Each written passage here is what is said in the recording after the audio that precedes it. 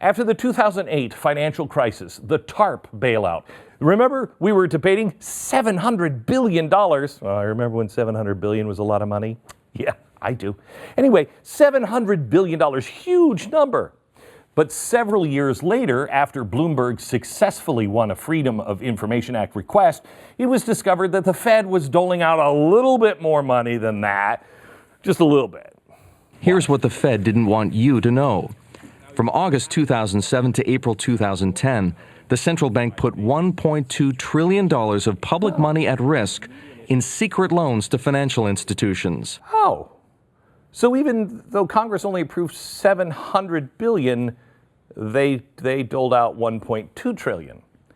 Of course they can, and don't you dare say anything about it. As Alan Greenspan said, there is no one that oversees us. So, we're talking the Fed. I'm just wondering, if they said it was 700 and now this report says 1.2, how much money did they actually print in our name and dole out to their buddies? Was it 700 billion or 1.2 trillion? Or we have spent a lot of time in Congress talking about the $700 billion TARP bailout, which I voted against as it happens. Not a whole lot has been talked about with regard to the $2.2 trillion that the Fed has lent out. Okay, so it was 700, now it's 2.2 trillion. That's just 3 times more than the government said you could do.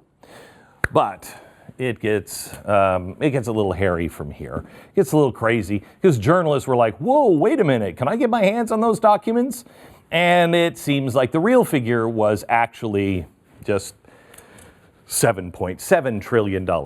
But wait, there's more. If you act right now, the 2011 Government Accountability Office pieced together everything they could, and it can be yours at the low, low price of, wait for it, limited access, putting together a report. Nobody's talking about it. Rand Paul, Bernie Sanders seem like the only ones that care, right? How's a friggin' socialist one of the only people talking about the GAO's latest findings? Here's the updated number. Go ahead, Bernie.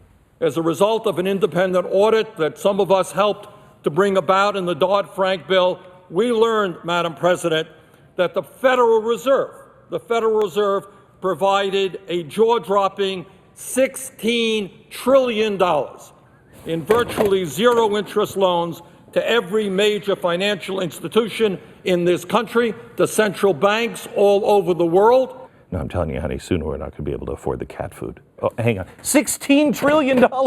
That's it. When you factor in the asset purchasers, the researchers have found that the real number is not even that number. It's actually $29 trillion. But you're not going to find out where all that money went. Who in the Fed benefited from it? Oh, one little pesky detail came out in the GAO report. Small little blurb on how the president of the Federal Reserve Bank of New York, William Dudley, he owns stock in American International Group. That's short for, AIG. Oh, I bet he didn't benefit at all when AIG was among one of the money laundering money institutions that was bailed out. Yeah. Now, some might call that a conflict of interest. Others might just say, this is illegal. But if you work for the Fed, doesn't matter.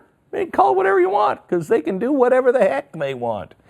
Now, Senator Sanders, again, a socialist, would say that this corruption is all due to capitalism and the big banks. But here's the real issue.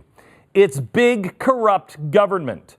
Bankers will always try and make money.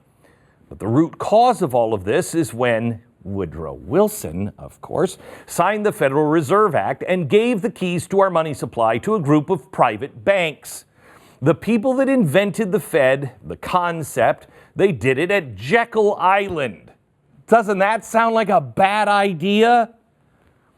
They were all the who's who of the banking industry. The president of the National City Bank, the heads of J.P. Morgan, the president of Bankers Trust, the heads of the major investment firms. Of course, they just wanted to protect the industry and the American people. And they took the power to control monetary policy, and they were also handed the biggest client in the world, the United States government. The collusion between government and the Fed not only serves the interest of the banks, but it also does one huge thing that benefits big government politicians. It keeps the government in debt. Now, Glenn, oh my gosh, why would you say that about how could keeping the government in debt be sought after by bankers and progressives? Well, how many times have you heard somebody on the left say, well, you know, having a national debt is actually a good thing? I ever wonder why they believe that? We did. Yeah. Check out this quote from Alexander Hamilton pleading his case for a central bank back in 1781. Quote, "It'll be a powerful cement of our union. It'll also create the necessity for keeping up taxation." Wait, what?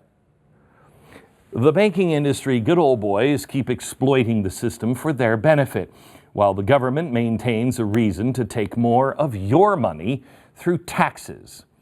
Is it time to audit the Fed?